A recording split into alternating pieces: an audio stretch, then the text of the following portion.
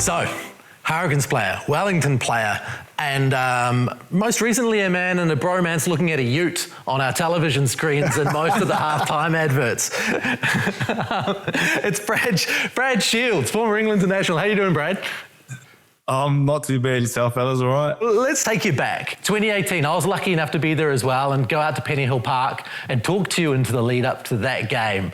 You know, being a Kiwi guy in the English squad, heading into this test match. Can you set a scene of what it's like within that camp before an England test match at Twickenham? Probably one of my fondest rugby memories that week. I think just because the main reason I was able to sort of play against some of my mates that I'd sort of just finished playing with in New Zealand, and obviously if you can't play for the All Blacks, the next best thing is to play against the All Blacks. So and getting a starting sort of role was pretty surreal for me. And that week, I guess, when any team plays the All Blacks is a pretty special week. And I just remember Eddie was doing this quite quirky thing where each time we played in the India tour would go down to the meeting room and there would be cardboard cutouts of the most targeted players in that game. So I think Baz, Aaron Smith and Brodie Retallick were the three that were lined up through the hallway. So you're walking past the meetings and you're seeing a nearly 7-foot Brodie Retallick staring back at you. It was quite interesting, but also made you think about, what was coming. Yeah, that's probably niggle at the bottom of the ruck more than anything else. More than anything else, I think there was definitely a bit of chat on the field as well, which is always good at.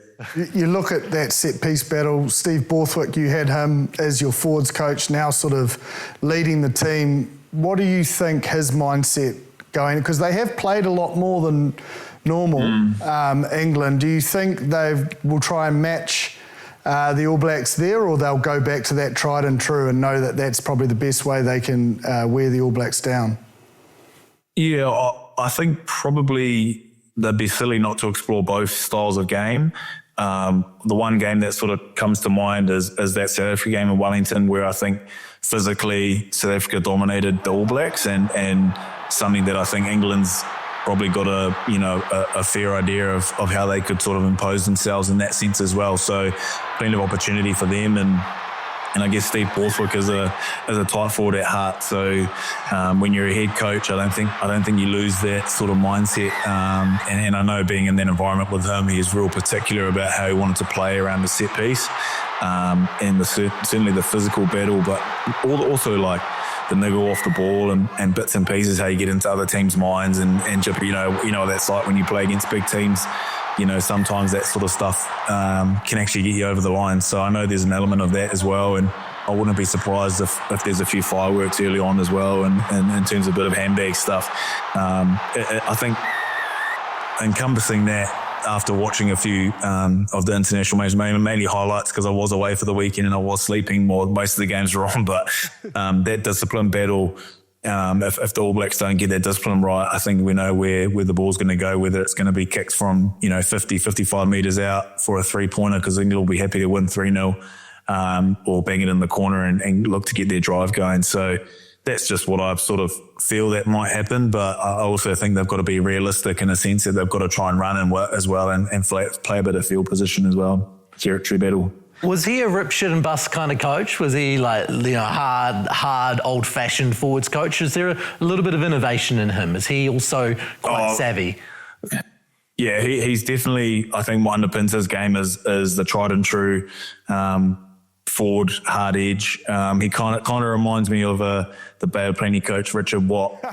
You got to have your underpin physicality and edge to you. But I also think there's another element to Steve Borthwick where he's extremely educated and he's an extremely smart coach. So his ability to be able to change the game and change the way they play between certain scenarios, I think will test him a little bit this week. But I definitely think that he's got the capability and the players to do it as well now with a few younger faces, and I think they've got a really good balance within that squad. Some of them were young when you were there. Ben Earl, now very much a solid part of this team and an incredible ball carrier and go-forward guy. Have you got a bit of insight into him and what you saw from him in the time that he was around you and why he is such an incredible player now? Yeah, I mean, he's the type of player that is extremely motivated for higher honours when I was there, and he's sort of in and out in the environment when I was lucky enough to be in the mix. And I think as a young player being exposed to that, it's only going to make you better in the long run. So you can see now quality game time for the last couple of years or few years. And I just think, his power game is certainly a strength of his. I would say, I suppose, traditionally, the England pack would be a bit taller in terms of their loose forwards, what Courtney Laws would potentially bring as a 6 or a Toje at 6. So, but at 8, they've always had sort of like a ball running mindset as their 8. But I think he's sort of like a player that can play sort of in the open spaces as well. He's also got some extreme speed and kind of plays like a half-back and a half-forward. So, yeah, just the type of player that's ready to rip in. And you can see, sometimes people get a little bit pissed off with it, but I guess his over-celebration and the passion that he has for the England team and wanting to win is pretty obvious. Gibbon loves an over-celebrator. That's why he's into Henry Pollock, eh?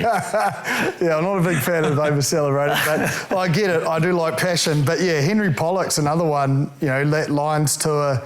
It just seems like he doesn't really care if he makes a mistake, even in the biggest occasion. Yeah, I didn't have anything to do with him while I was over there. I think he was in one of the academies when I was sort of finishing up in the UK or just out of school or something like that. But yeah, I guess like you want your players to be in a position where they can express themselves. Obviously, scenarios in the game, you want them to sort of have the right hat on in terms of what decisions they're making. But I guess it's a pretty dangerous position to be in as a player or for the opposition when you got players who are just ready to rip in and kind of just play what's in front of them. And I think traditionally the All Blacks have always been that team that, with a New Zealand touch background, you play rugby at a young age, you throw the ball around at school. I think England's starting to morph into that outfit that they're starting to look like that as well. And some boys are just there to get out there and give it their best foot forward. And like I say, I'm a celebrator on the field, but I'm the same as Jibber. Sometimes it can go a little bit too far. But I guess from a fan's perspective, I don't go on social media and read too much, but some of the fans are loving it, some of them are hating it. But I guess that's what creates a bit of rivalry and makes rugby a bit more exciting. We love a bit of personality. Just take us back to Penny Hill Park, because I can remember going out there and thinking, what is this place? It's quite unique, this hotel kind of out into the countryside, about half an hour out of town, and it's quite plush, but you've also got the full rugby training facility there. You would have come from Rugby League Park, which was quite a different place that the Hurricanes are at that point, right? Like what was that like and being in that facility? Oh yeah, well, I actually love Rugby League Park. One of my favourite training facilities. But I suppose, yeah, I don't know if this is the right term, but it was a little bit of a culture shock, to be fair. Like you walk into a room and you've got this sort of I don't know what they call it, like a suite of some sort. You got a mezzanine bed upstairs, and there's all sorts. And I guess it's the environment where you got no excuses, right? You got your recovery, you've got some of the best food in the world. You got your personal chef. You got the field right there. So everything's sort of there for you. And like I mentioned before, England sort of got the resource no matter where they go. So if they're playing in England, they're always going to be based there or at the Lansbury. So they've got those facilities that have it all. Whereas in New Zealand, I guess the All Blacks have always been that team that hasn't quite had a base. They've sort of travelled around a little bit. You're seeing a little bit now with that Wellington NZCIS facility, which is obviously one of the best in the world, and would give Penny Hill a run for its money, apart from the spa and the and bits and pieces that you don't quite get here in Wellington and Upper Hutt. But yeah, it was quite surreal actually, and it was awesome that after games, they invited the families to come and stay, so they'd give you your own room after a game, and obviously the more experienced or higher caps would get their own room to themselves. And at first I was kind of like, holy shit, you got two rooms that guys are at the double bed right next to each other, and then some of the other experienced players have got this big suite to themselves. But I guess that sort of comes with the territory.